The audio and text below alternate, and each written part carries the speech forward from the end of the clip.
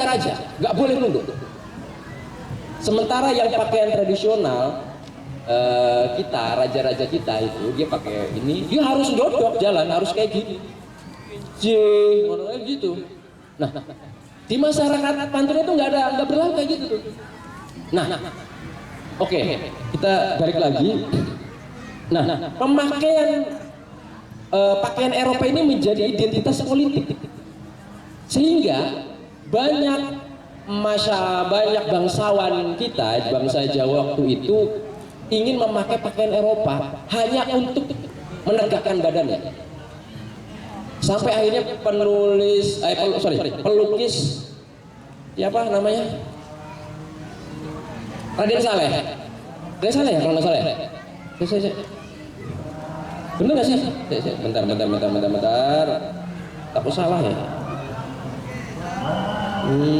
Oh, ada di buku, nggak ditulis di sini.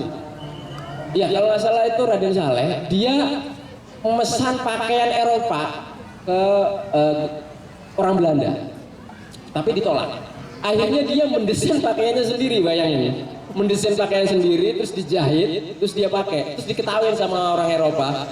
Ini katanya orang jadi-jadian ini Eropa, bukan Jawa, bukan, kata dia. Nah, hanya untuk setara gitu, sampai segitunya.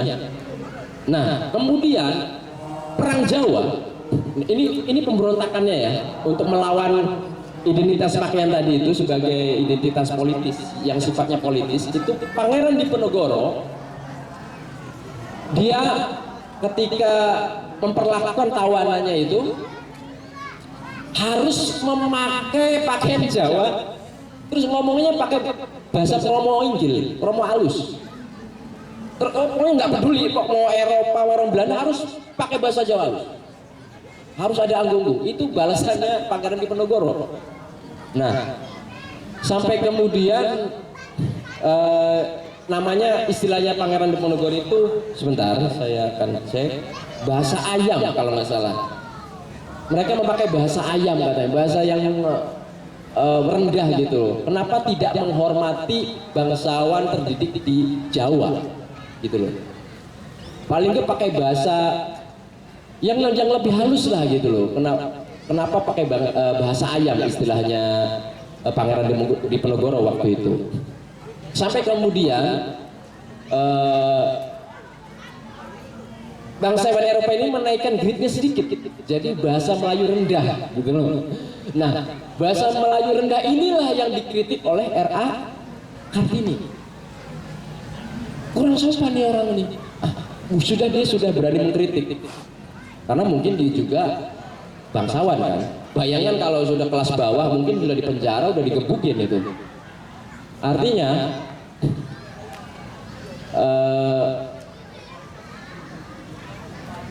posisi politis itu hanya terjadi di masyarakat kelas atas, masyarakat bangsawan itu. Jadi untuk masyarakat kelas bawah itu nggak bisa bersuara, dia harus disampaikan oleh orang lain yang seperti kata Spivak. Nah, tapi kalau urusan dominasi patriarkis itu lebih ngeri di masyarakat kaum bangsawan atau kaum Eropa, itu lebih mencekam dibanding dia misalkan nikah sesama masyarakat kelas bawah. Kira-kira begitu dulu deh. Bagaimana Mas Minanto, apakah ada tanggapan?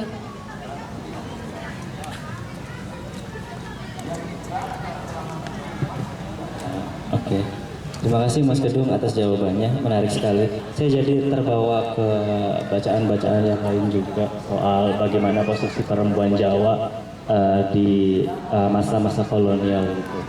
Saya sendiri melihat Nyai Ontosoro misalnya ya, selain dia melakukan pemberontakan sebagai seorang perempuan atas nama dirinya, saya melihatnya kemudian pemberontakan itu tersebut juga berbalut baju laki-laki gitu.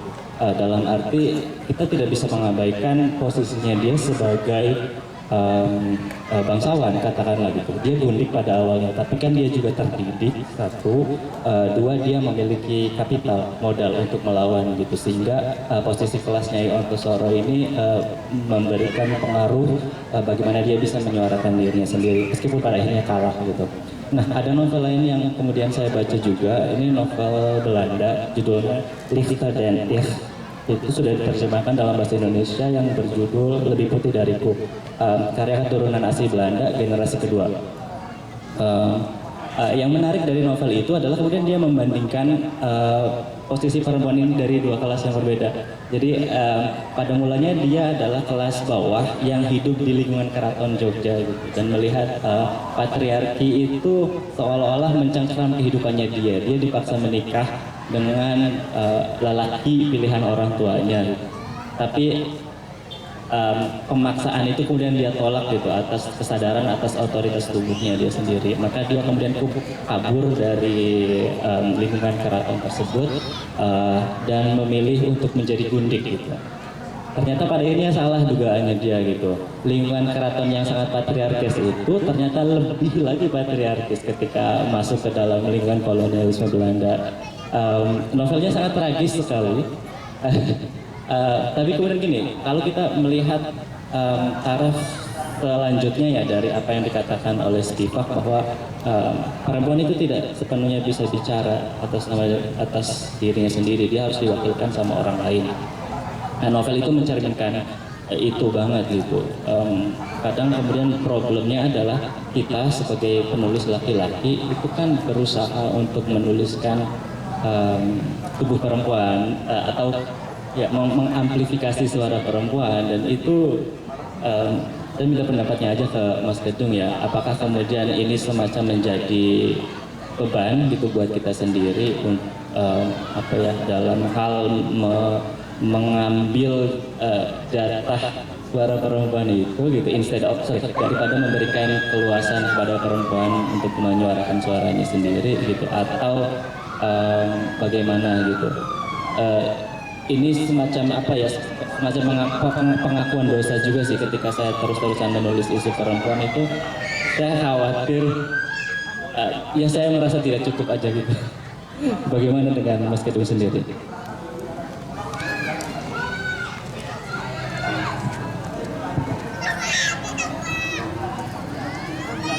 Terima kasih Mas Minanto, ini menarik ya. Tadi novel tadi juga mengukuhkan bahwa apa yang saya baca itu kan benar. Apa yang terjadi di kaum bangsawan Jawa itu lebih mengerikan ternyata ketika dia bisa menikah dengan bangsawan Eropa. Karena dominasi patriarkis itu lebih ngeri. Karena kalau ketika misalkan di Nyai Ontosoro sendiri, dia diberi kebebasan membaca loh, mengurus ternak, mengurus perusahaan kan, Nyai Ontosoro kan. Sementara kalau di bangsawan Jawa itu nggak disuruh ngapa-ngapain, itu kerjanya cuma duduk kasur, pokoknya ada istilah kan kasur, dapur, sumur, kasur ya, makanya ada istilah itu tuh, itu udah jelas patriarkis banget. Nah itu bedanya gitu loh.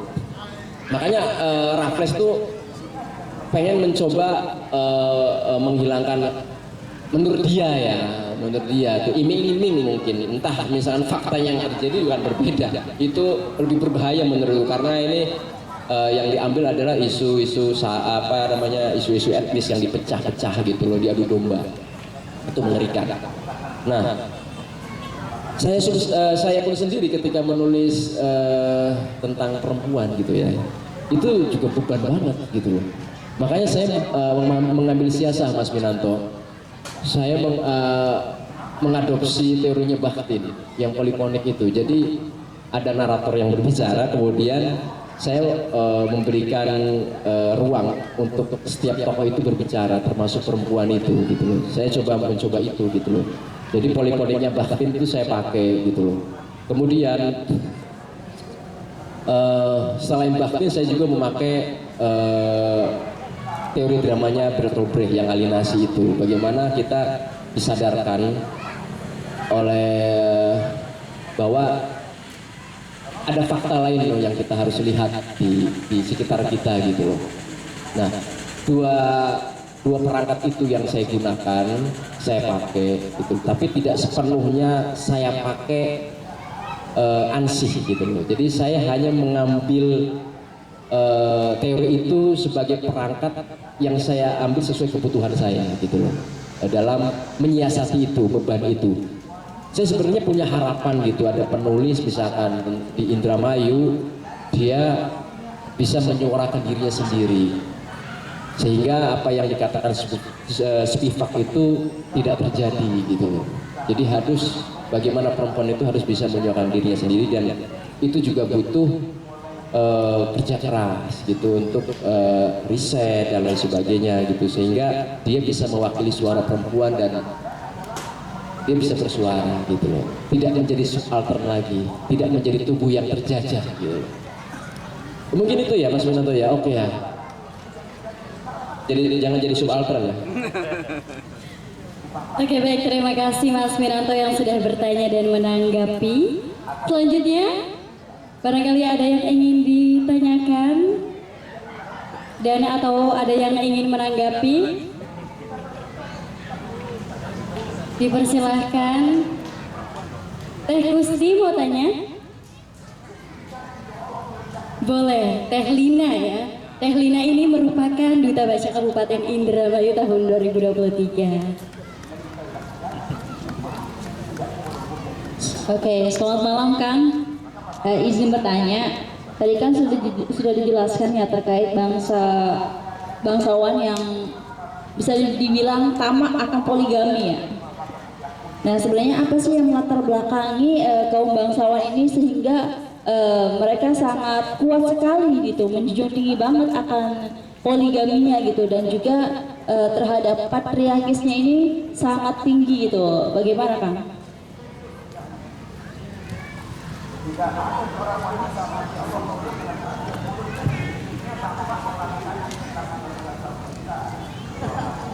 Iya, di masa kerajaan itu kan sistem hierarkis itu, sistem kasta itu mempengaruhi. Jadi ada kasta-kasta gitu, susunan kasta-kasta. Nah itu di feodalisme semacam itu mempengaruhi sistem patriarkis yang kita katakan poligami itu tadi. Jadi yang misalkan raja bisa punya istri 50, misalkan istrinya satu, misalkan yang lainnya misalkan selir gitu. Nah itu sistem hierarkis itu yang diwariskan oleh sistem kerajaan-kerajaan kita, feodalisme yang dari zaman dulu memang mewariskan itu. Makanya ketika Islam masuk, sebenarnya kan itu sudah dipangkas. Tetapi yang empat itu juga dimanfaatkan gitu loh, untuk kepentingan dia gitu loh. Untuk kepentingan itu persis sebenarnya ketika zaman Rasulullah hadir di Mekah itu memangkas semua, dibatasin, tapi yang dibatasi sampai 4 itu dimanfaatkan juga gitu loh. Wah, aku mau sunnah Nabi nih gitu, mau nikah lagi lah yang ketiga misalkan, jadi dimanfaatin ya kayak gitulah. Jadi sistem feodalisme patriarkis itu terjadi turun temurun, sehingga syariat Islam pun dibikin legitimasi untuk itu gitu. Nah itu jelas. Ingin menanggapi? Oke, baik, terima kasih banyak Teh Lina sudah bertanya. Selanjutnya dipersilahkan yang ingin bertanya atau menanggapi.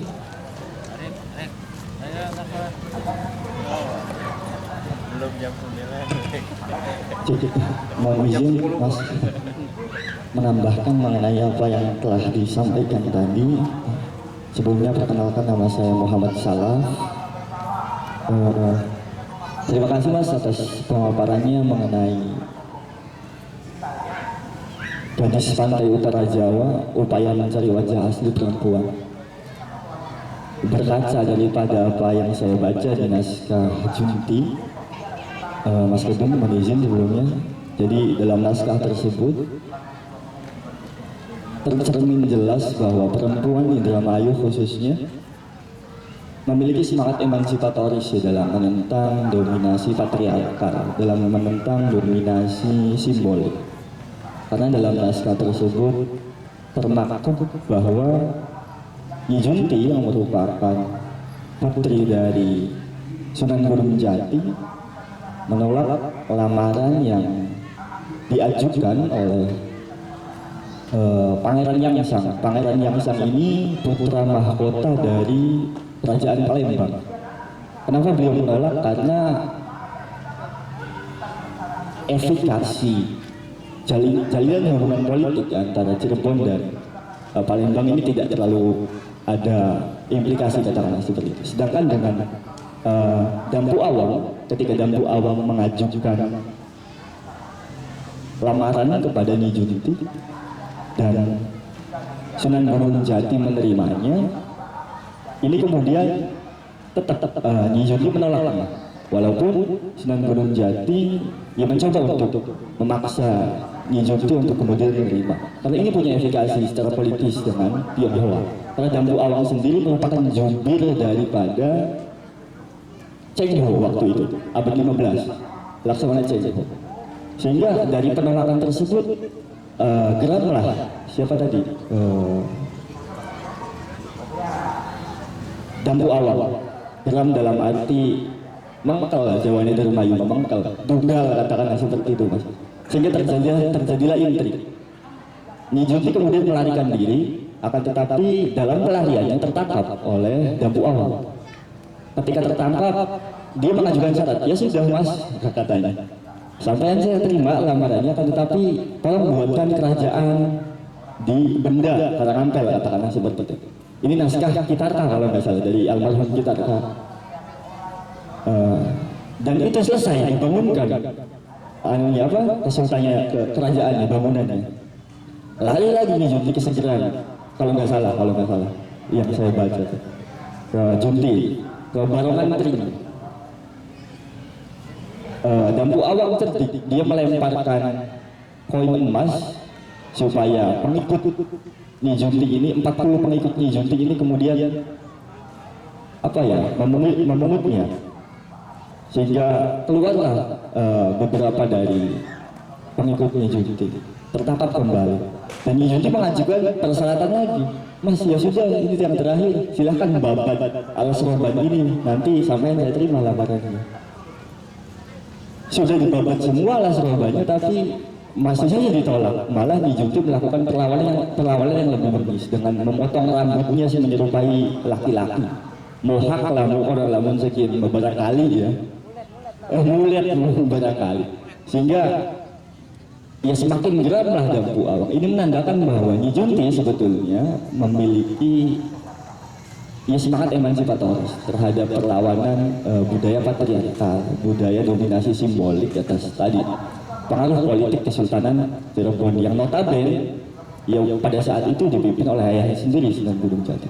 Barangkali semangat emansipatorius ini tercermin jelas ya di karakter, di sosok Nyi Junti yang walaupun pada yang hari ini mungkin ketika dikontekstualisasikan dengan Indramayu hari ini ya ada semuanya karakter Nyi Junti ini pada setiap perempuan Indramayu, dengan perempuan-perempuan Indramayu yang mampu melakukan berbagai hal, bukan hanya sebagai ibu rumah tangga katakan, tapi juga sebagai ya banyak hal yang bisa dia lakukan selain daripada itu katakan. Walaupun tidak serta-merta seperti Nyi Junti. Barangkali seperti itu mas. Sedikit tambahan dari saya mengenai semangat emansipasi dari Nyi Junti. Sekian. Monggo mas.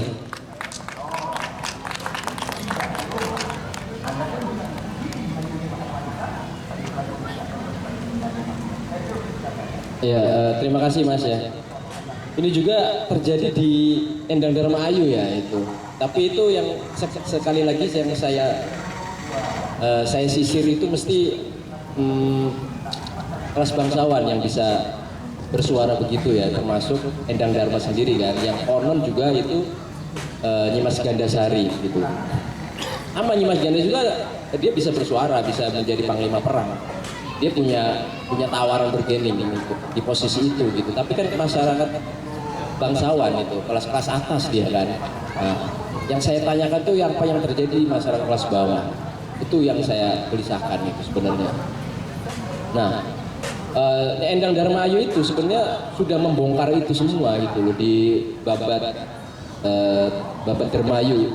Itu juga saya dapatkan dari Kitarka juga itu naskahnya.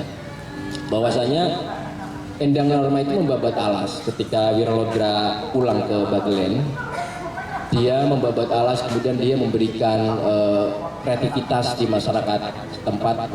Perempuan-perempuan itu diajarkan bertani, berkreativitas, bahkan silat, tari itu diajarkan. Sampai akhirnya Pangeran Palembang, ada seorang Pangeran Palembang itu protes, loh kamu kok ngajarin pencak silat milik kerajaan untuk orang-orang masyarakat kelas bawah gitu loh, masyarakat umum biasa, itu nggak boleh. Loh, kenapa kata dia? Ilmu itu semua berhak dapat kata dia. Nah itu sudah dibongkar sebenarnya oleh emansipasi itu oleh Endang Dharma juga, selain Nyi Juti tadi itu. Tapi kan itu kan masyarakat bangsawan. Sehingga karena pengaruh sekali lagi feodalisme ini itu akarnya sangat kuat dan itu semakin memperkuat dominasi patriarkis itu gitu loh. Mungkin kalau feodalisme itu lebur gitu, masyarakat kelas bawah saat itu sudah berani bersuara gitu untuk menunjukkan posisinya gitu, ya kan? Kalau masyarakat kelas bawah ngomong tiba-tiba kayaknya Endang Dharma nggak punya ilmu apapun, wah bisa dihukum mati itu. Apalagi zaman-zaman yang ketika hierarkis itu masih berlaku gitu loh, sistem kasta itu masih berlaku gitu loh, itu lebih berbahaya. Makanya begitu masuk kerajaan-kerajaan Islam termasuk Kanjeng Sunan itu mencoba memberi ruang kebebasan untuk perempuan berbicara, termasuk misalkan Cidiwidara juga kan masa Islam masuk itu, dia panglima perang yang pandai memanah itu dari Banten waktu itu. Kemudian Endang Dharma, ada Nyi Margandasari, kemudian ada Ratu Kalinyamat, kemudian disusul oleh tokoh-tokoh kita, misalkan ada masa kolonial, misalkan Cuk Nyadi dan lain sebagainya itu. Dia punya posisi, tapi kita lihat coba tokoh-tokoh kita itu pasti dari kelas bangsawan, karena feodalisme itu akarnya kuat banget, dan itu yang mencoba saya bongkar tuh kenapa. Jadi ada semacam garis, Pak, bukan pagar laut ya, ini pagar apa ya namanya. Nah, itu membongkar itu memang sulit karena itu kan turun temurun dan akar di alam bawah sadar kita sebenarnya itu. Misalkan saya ngobrol sama seorang penulis yang difabel ya kemarin itu, dia, kamu jangan inferior, nggak ada aturan orang jadi penulis itu harus misalkan dia anaknya siapa tuh, nggak ada.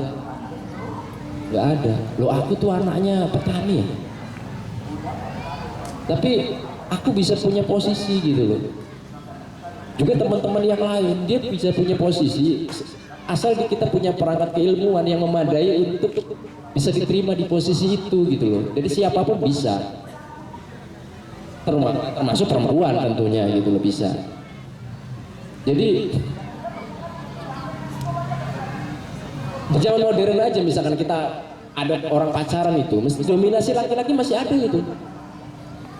Dia nggak diajak ngobrol, sharing, diskusi, misalnya diskusi sampai berantem, itu nggak masalah, asalkan diskusinya tentang yang manfaat ya, bukan tentang masalah remeh-temeh, tentang misalkan sekarang makan bakso apa makan mie ayam gitu, bukan soal itu ya. Misalkan kita diskusi tentang misalkan ngomongin tentang teori postkolnya, misalkan Sarah Abstun, misalkan tentang pembagian wilayah, ada presiden, oh itu nggak bisa gini-gini, nggak apa-apa. Dan itu kadang-kadang masih terasa kalau kita itu misalkan laki-laki itu, oh enggak, aku sebagai pemimpin rumah tangga aku pokoknya bener, ya enggak kayak gitu. Nah, itu harus dibongkar begitu. Tetapi bukan berarti juga posisi perempuan juga selalu merasa dirinya lemah, bukan begitu. Jadi setara aja, biasa aja gitu. Pokoknya ya setara aja, kita ngobrol santai gitu. Misalkan suami istri sebelum tidur berdebat dulu, gitu kan, berdebat dulu masalah apa, habis itu berkumpul di kasur, enggak apa-apa, enak gitu. Ya, jadi manfaat gitu kan.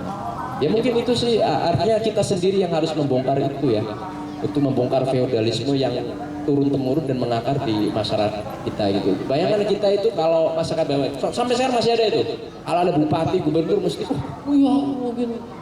Kenapa harus gitu gitu?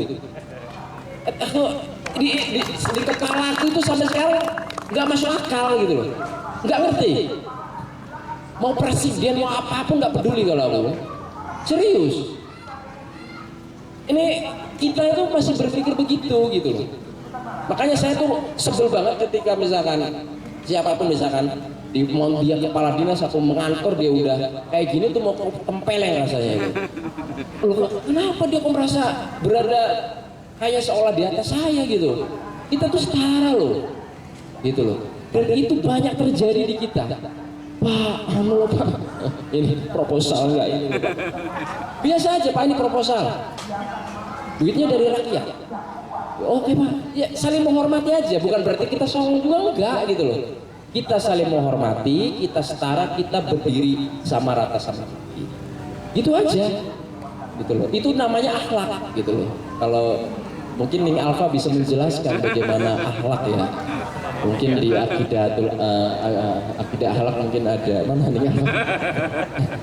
Mungkin itu ya, artinya ya sampai sekarang masih terjadi. Coba nih, kalau nggak percaya tiba-tiba di sini jalan ada gubernur gitu. Wah, masih dikeroyok itu. Dikeroyok gitu. Popang gitu. Atau ada siapa itu yang kita merasa dia posisinya di atas kita gitu loh. Gitu. Itu berani coba aja maunya itu, mesti terjadi itu. Nah, mungkin itu ya. Artinya kita harus mengupgrade pengetahuan kita. Bukan berarti kita juga songong, enggak. Jangan songong, ya biasa aja. Kita menghormati dia sebagai kepala. Itu harus dihormati betul. Gitu loh. Bukan berarti kita songong juga, enggak. Tapi ketika dia merasa dirinya posisinya di atas kita, nah itu yang feodalisme itu terjadi di situ. Coba aja itu masyarakat yang nggak ngerti apa, petani datang ke kantor kubu aja, udah nunggu lama mojo duduknya, entah ngapain itu kubunya di dalam. Itu kan feodal banget. Dan itu terjadi di masyarakat kita, bukan hanya di Pantura, masyarakat Jawa itu. Mungkin di tempat lain juga. Dan itu harus dikikis kayak gitu tuh. Itu nggak baik. Karena mentalitas semacam itu bisa bikin kita jadi inferior, bahwa kita buat apa kita belajar. Nah itu kayak gitu nanti. Makanya ada banyak buku di sini, beli yang banyak nanti bacain. Buku saya dibeli juga. Apakah ada tanggapan lagi Mas?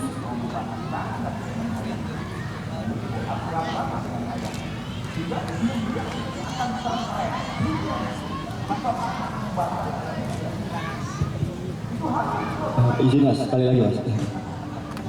Rasa-rasanya apa yang dilakukan oleh Nyai dan Dharma, oleh Nyi Junti, ini kan berangkat daripada kelas bangsawan ya, kelas atas. Dan ini tertulis dalam beberapa naskah. Isun pribadi meyakini betul bahwa masyarakat menengah ke bawah pada saat itu, walaupun tidak ada catatan sejarahnya, melakukan hal yang sama dengan beliau-beliau. Ya karena beliau-beliau sudah melakukan keteladanan gitu. Tapi poinnya adalah tidak ada proses dokumentasi yang jelas, tidak ada catatan sejarah. Karena bagaimanapun masyarakat menengah ke bawah, artinya wong biasa pada saat itu belum punya kemampuan untuk proses tulis menulis ya, walaupun ada dan ini tidak masif. Sedangkan kelas bangsawan punya kekuatan penuh atas upaya untuk menuliskan narasi. Barangkali demikian ya, sehingga kita kesulitan untuk melacak bagaimana kemudian jejak sejarah perempuan Pantura gitu di kelas menengah ke bawah, karena sulitnya mencari sumber-sumber sejarah tadi. Kesulitan inilah kemudian yang bermuara pada kesulitan kita untuk